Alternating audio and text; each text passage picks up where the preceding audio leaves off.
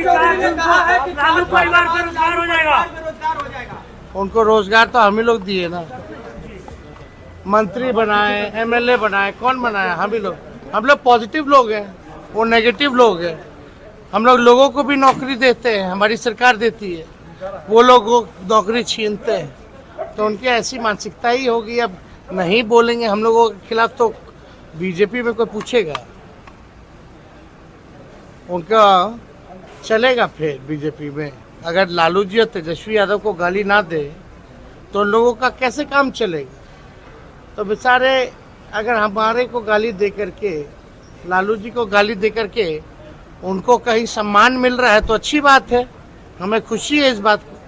अच्छा, ये ममता बनर्जी ने जो कहा है जिस तरीके से इंडिया गठबंधन की सरकार बनेगी तो हम बाहर से समर्थन करेंगे, अब उनका अपना बयान है तो इसमें क्या है? अच्छी बात है, पॉजिटिव बात है, ये इसमें गलत क्या है?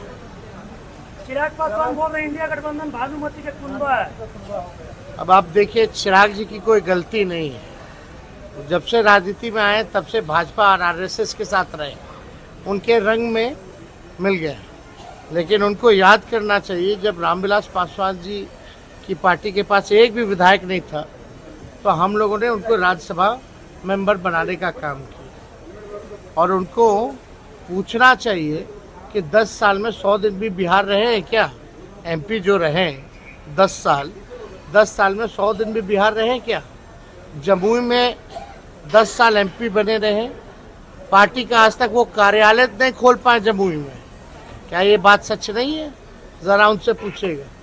पासवान समाज जो है, सामाजिक न्याय विचारधारा और प्रबुद्ध समाज है, वो लोग सामाजिक न्याय में लोग विश्वास करते हैं।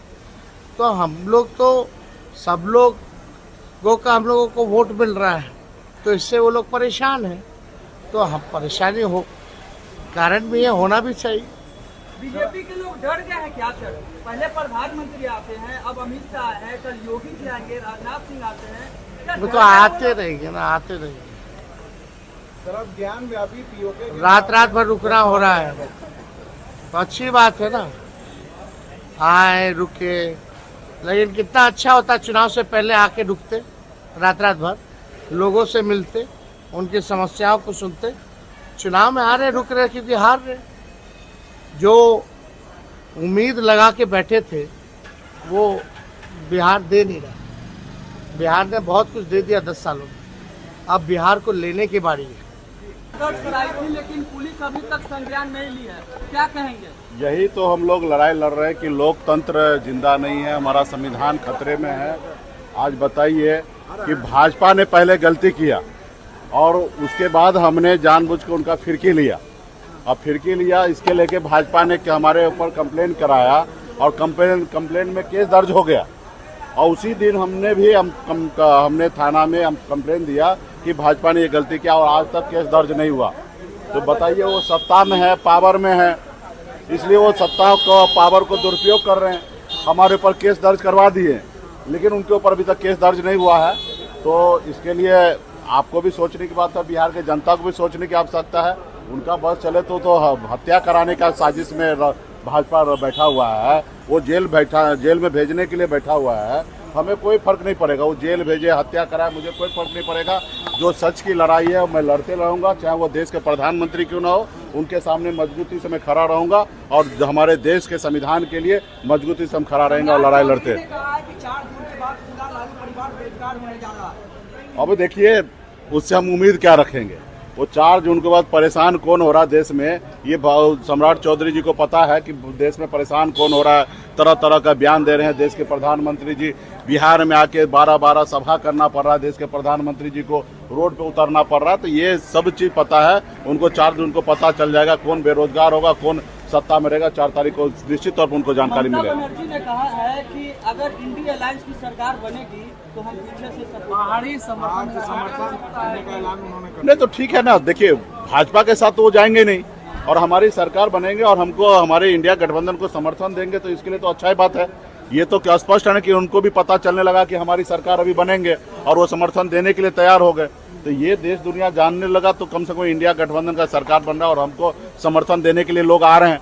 भाजपा को तो कोई समर्थन देने के लिए जा रहे नहीं, क्योंकि भाजपा देश को हर नेता को पता है कि भाजपा का सरकार इस बार बनने के लिए नहीं जा रहा। देश का युवा मजबूती से आज इंडिया गठबंधन के साथ है, अपने रोजगार के मुद्दे पर मजबूती से खड़ा है। एक सवाल है कि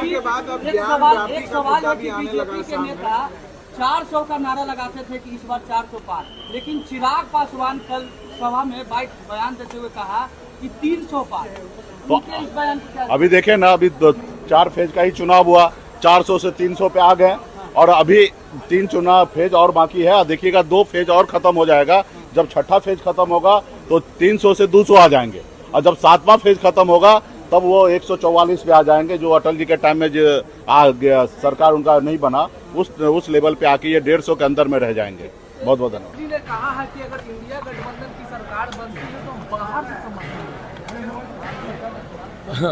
इन लोगों में कौन किसको समर्थन दे रहा है, पहले तो आप उन्हीं के खिलाफ चुनाव लड़िएगा, हाँ, और उसके बाद उन्हीं को समर्थन देने की बात कीजिएगा। ये विरोधाभास नहीं है तो और क्या है। बार बार हम बोल रहे हैं कि इंडिया अलायंस की नीति ही क्लियर नहीं है, इन लोगों की नीयत ही क्लियर नहीं है।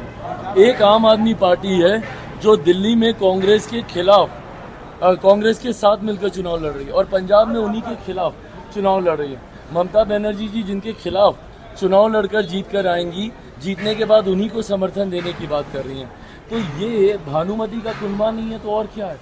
किसी की कोई नीति नहीं है, किसी की कोई नीयत नहीं है, किसी की कोई विचारधारा नहीं है। सबको महत्वाकांक्षा है कि एक दूसरे का गला काटकर कैसे हम सत्ता के समीप पहुंच जाएं। हकीकत है देश की जनता ये तमाम बातें देख रही है। देश की जनता ने बटा हुआ विपक्ष भी देखा है और प्रधानमंत्री जी के नामांकन और हर मंच पर एनडीए की एकजुटता भी देखी है। ऐसे में 1% का कहीं भ्रम नहीं है। हम लोग 400 के लक्ष्य को बहुत सरलता से हम लोग पार कर रहे हैं। 4 चरण के चुनाव हो चुके हैं, 5वें चरण के लिए परसों के बाद नामांकन बंद हो जाएगा।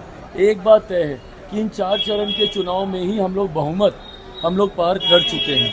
अब उसके बाद जितने आगे के 3 चरण हैं उसमें एनडीए अब अपने प्रदर्शन को कितना और बेहतर कर ले, लड़ाई उसकी है बहुमत के पास।